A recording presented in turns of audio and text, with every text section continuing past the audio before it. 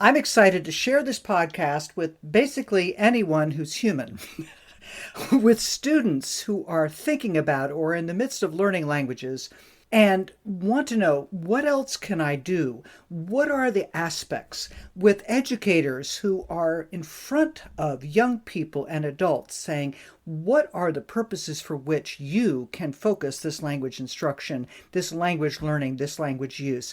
And for businesses, business owners, industries of all kinds, government, military, all those that are engaged in working in the world that has gotten smaller, more compact, and more connected. Every industry needs people who have linguistic and cultural competence, says my guest, Jill Kushner Bishop, who is founder and CEO of Multilingual Connections.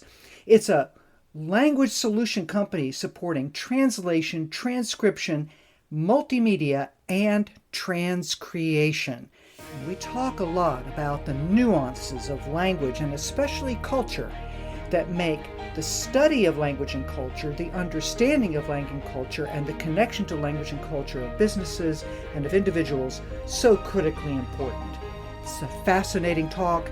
I know you will find it very informative, and I'm excited to see what you will envision for yourself from this conversation.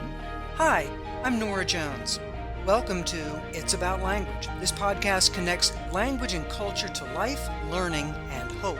You'll experience insightful conversations with creative leaders in the fields of education, business, arts, and science. My guests shed light on the impact of language and culture on individuals and society as they share their stories and experiences. You'll be informed and inspired as we explore how language and culture make us human and bring hope in the midst of a challenging world. I am very excited to welcome my guest, Jill Kushner Bishop, today to this podcast. Hi, Jill. Hi, Norah.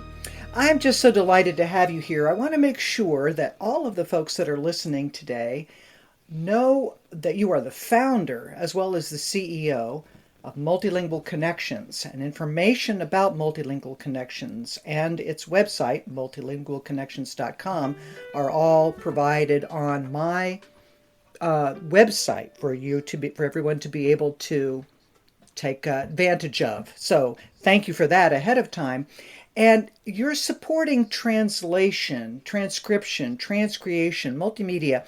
Start by telling folks how you got into this business that has so much to do with so many facets of language, Jill. Sure. Absolutely. Thanks, Norah.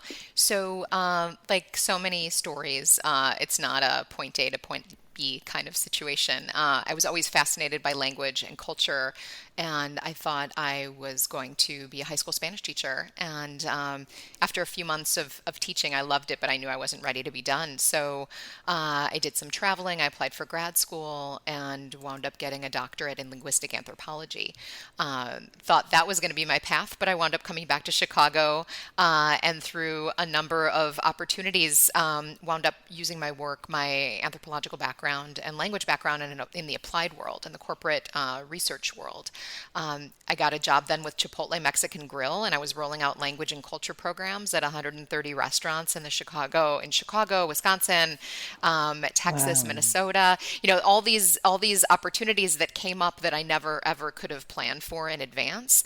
And then I just started thinking about ways of doing something for myself that could be more flexible, where I could have more ownership and decision making. I had taught English and Spanish. I had taught internationally, and was just always interested in language and its application, you know, in the real world. The language teaching for more than just informational purposes or to have it on your college transcript. And so, about 16 years ago, I started my business. Originally, it was called Workforce Language Services. We were providing customized English and Spanish training for hotels and restaurants and manufacturing facilities. But soon after, somebody I knew from college and high school called and asked if I could translate a website. And I said, sure. And then I figured out how to do that. And that was the beginning of our Ah, translation agency. So okay. many, many changes and pivots along the way from 2006 to now, 2005 to now. But at this point, we don't do any language training. It was hard to say goodbye to that, but it was an important business decision to say goodbye to the language classes. And we offer, as you said, translation, transcription, transcreation, voiceover, and subtitling in about 75 different languages. 75. Wow. Well, before I head in that direction, I have to say that please connect because I was originally planning on going into anthropology. My first class in college was a linguistics class, and that was it for me. That's where I went after that. So, linguistic anthropology and connecting that impulse of yours and that degree of yours to the real world usage. How do you make that connection? What are the aspects of what you have just described about those two interests of yours before we get into specifically the language activities with which you're engaged? That Sure, background. absolutely. Well, my great grandparents all came to the US from Eastern Europe, and they were Yiddish speakers. My grandparents spoke fluent English, but also Yiddish, and I was always interested in their use of Yiddish and when they would switch from English to Yiddish. There were words that got passed down to my parents and then to me, mostly the kind of the slangy, kind of funny words that have become part of American English, I think, in many ways.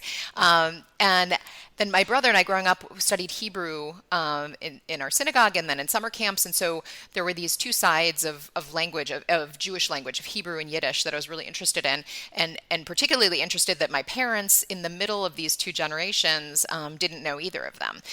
So Ah, my grandparents would use Yiddish when they didn't want their kids to understand. My brother and I would use Hebrew when we didn't want our parents to understand.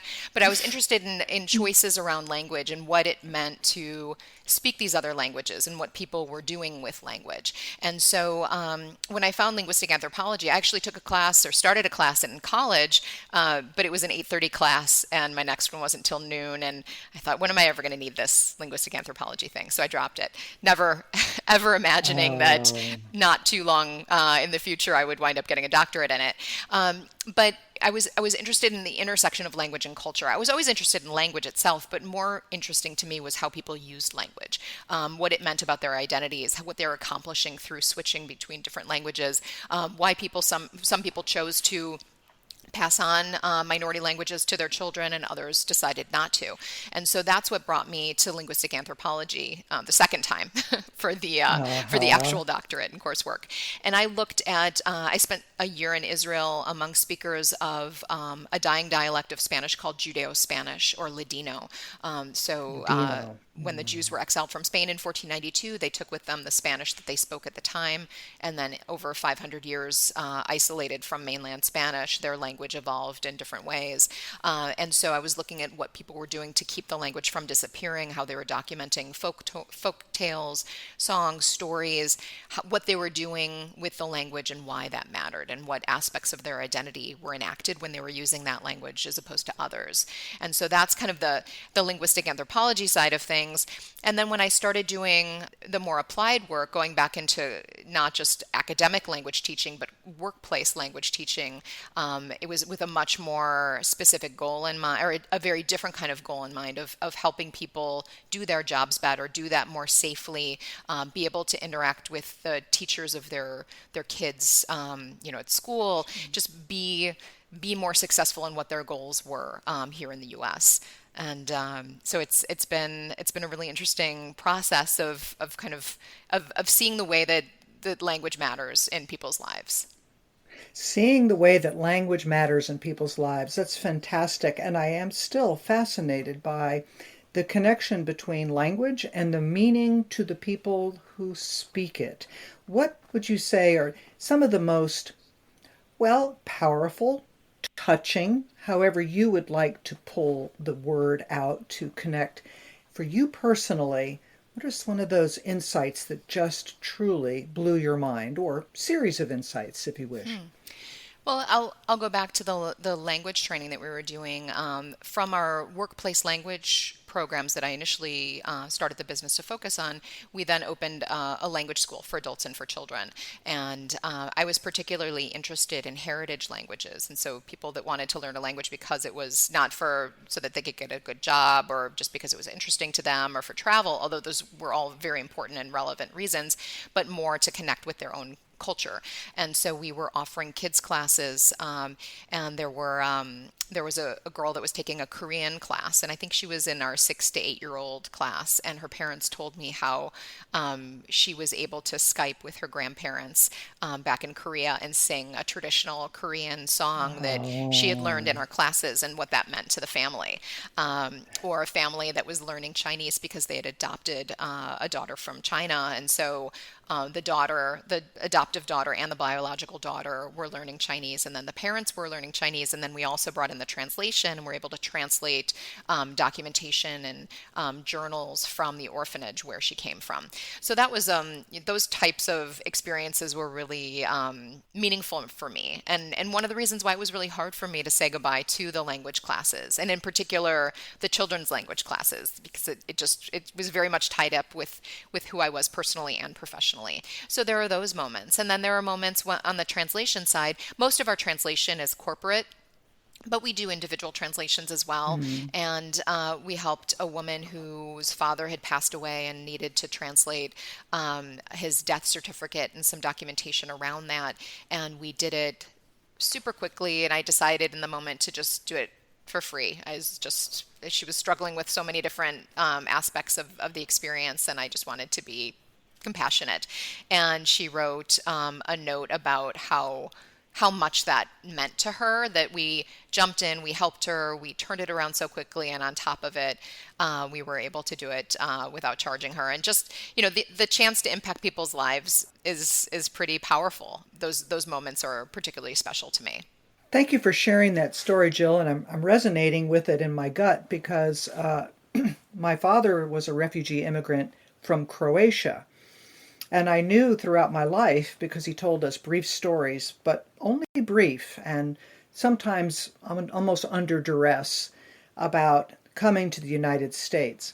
After his death 2 years ago, I discovered there was a file that had all of the papers in Croatian that talked about getting him ready to come to the United States. And I have to say that with regard to that touching relationship of language to identity, to meaning, to our lives, is that when I found that file, I sat on my sofa and I wept because I had discovered a cache of papers that, because of the complexity of the language and because of the older form of the language, was something that I couldn't read. And here was this treasure of my father's life in front of me that I didn't know existed and that I still couldn't access.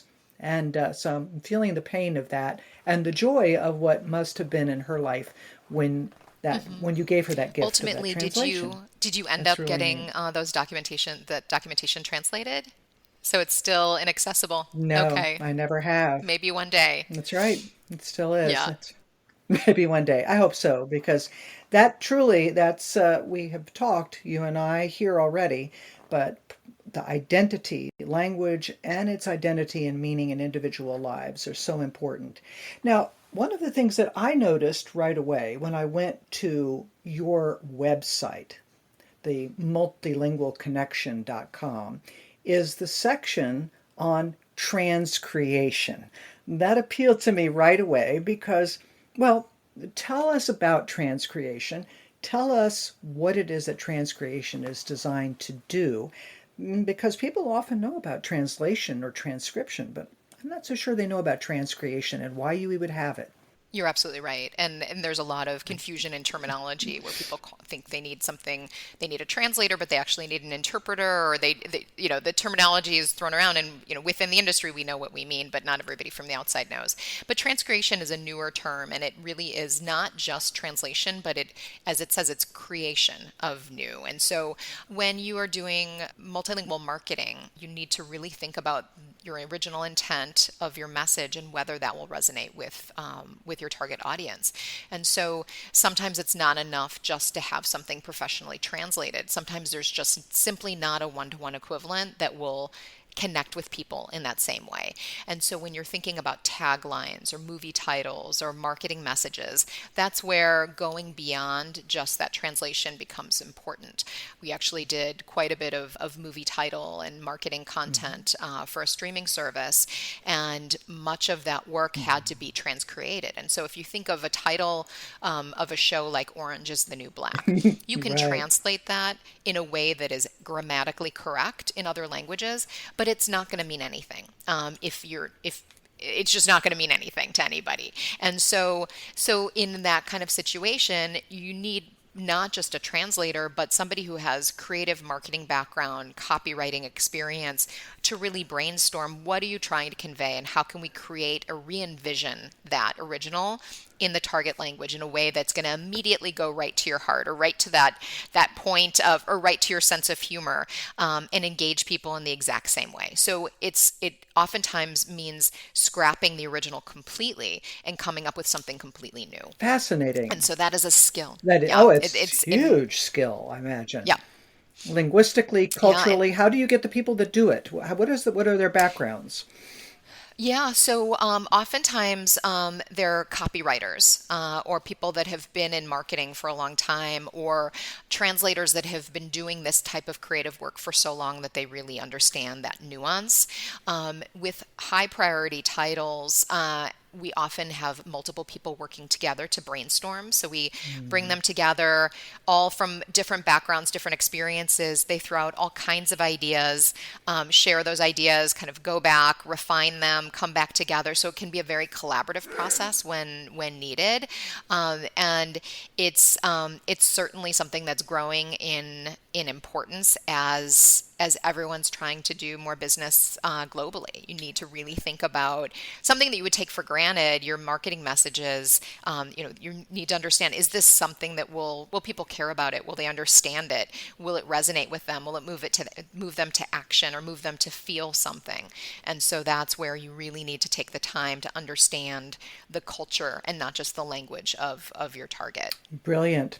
And I imagine that many of the people that are listening today are aware of the ones that the cultural linguistic gaffes that have made people laugh, the Nova car and so forth. Okay. Right.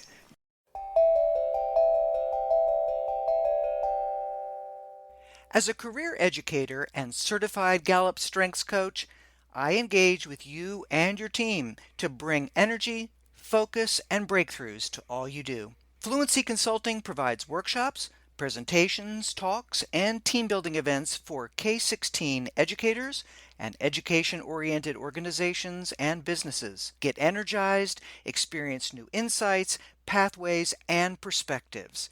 It's such a privilege to create and distribute this podcast. I'd like to ask for your help, though. Please leave a tip by going to the show notes of this episode or by visiting my website at www.fluency.consulting. Your contribution will allow me to continue these life-giving and hope-giving conversations. That's www.fluency.consulting. Thank you so much and enjoy.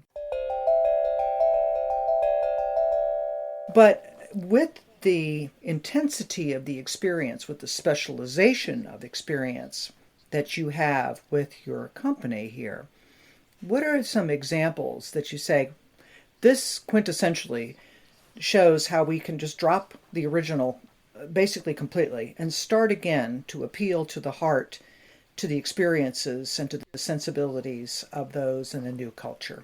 The product, for example. Yeah, well, the Nova experience is great. So for those that don't know it, the Chevy Nova in Latin America, in Spanish, Nova means it doesn't go. So who wants to buy a car that is called doesn't go? So there are tons and tons of those types of examples. And in that kind of situation, we've had clients come to us and say that we're going to market this new product. Can you check to make sure that this name doesn't have any meaning, isn't vulgar, doesn't have something that people will associate with it, and so our linguists will do research to make sure that that is a safe name. So that's a service that's not transcreation as much as kind of linguistic validation of that plan. can. And then on the transcreation side, when we're creating something new, that's where we would have a different set of linguists come in. But your question about, those gaffes are, you never want to be the company that is the new gaffe and the new one that's mocked. And I would say more often than not, in these types of marketing campaigns that fall flat, they're not going to be the Nova or, the embarrassing ones. They're just going to fall flat and make people scratch their heads and wonder, like, what are you really trying to convey here? And so companies spend so much time and energy on their international strategies that language can't be an afterthought. It has to be at the forefront of everything that you're doing if you want to do it right. And you need to have the right people involved, the right professionals, the right agencies to make sure that you're not just turning to look over the shoulder at somebody in the next cubicle, assuming people are ever in cubicles again, and say, hey, you speak this language, how does this sound? Or can you translate this for me? That's fine in a pinch, but it's never a good long-term strategy. So we always recommend that when companies are planning for multilingual work, that they really think it through and find a good partner for it from the get-go. Specialization in understanding language, meaning, cultural background. How do you continue to gather your teams together in your company? What are some of the backgrounds and expertise areas of those that are working with you, for you? Mm-hmm. Sure. Well, initially, when I started the business in my den off the kitchen, and then moved into my basement, and right before my son was born, I realized I probably needed to hire somebody. So I hired a couple of part-time people. He actually grew up for a while thinking that they lived in the basement, but they did not. But at the time, it was people who loved language and